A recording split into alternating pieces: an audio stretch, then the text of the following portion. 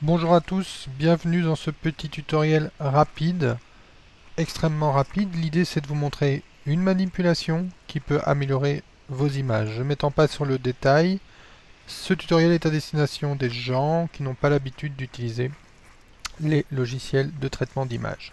Une toute petite parenthèse pour commencer, nous allons utiliser le logiciel GIMP. GIMP est un logiciel gratuit que vous pouvez télécharger sur gimp.org.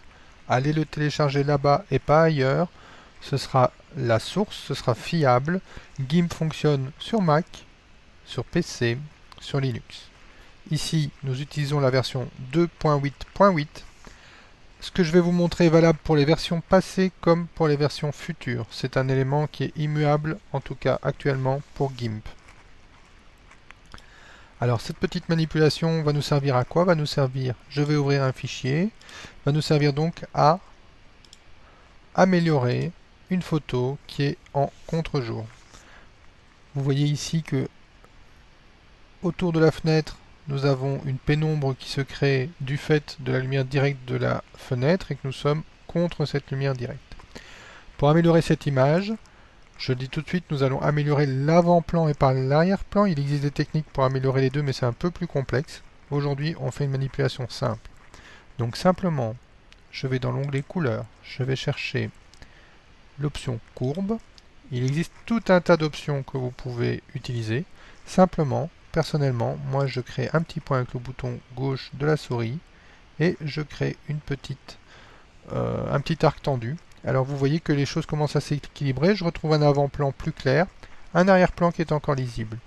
Si je continue, vous allez voir que l'arrière-plan va commencer à disparaître, mon avant-plan, en tout cas mon mur qui était dans la pénombre, commence lui encore à mieux apparaître.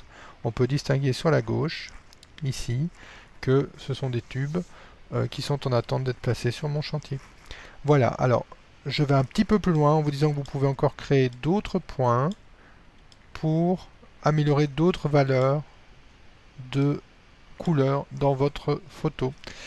Vous avez un doute, vous n'êtes pas d'accord, vous avez vu quelle option aperçue, vous pouvez la décocher, vous voyez l'ancienne image, la nouvelle. Vous pouvez réinitialiser. Je vais refaire ce que j'avais dit. Point central, je tends légèrement une courbe, voilà. Pour moi l'image comme ça serait imprimable, je pourrais la mettre dans mon rapport de chantier. Je valide. Je vais la sauver sous un nouveau nom. Attention que dans GIMP, c'est exporté. Sinon, vous allez écraser l'image précédente. Donc, si vous voulez le faire, vous êtes sûr de votre coup, faites-le.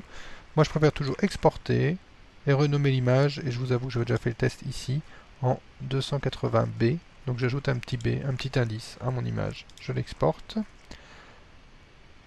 Je valide puisque je vais écraser un ancien fichier.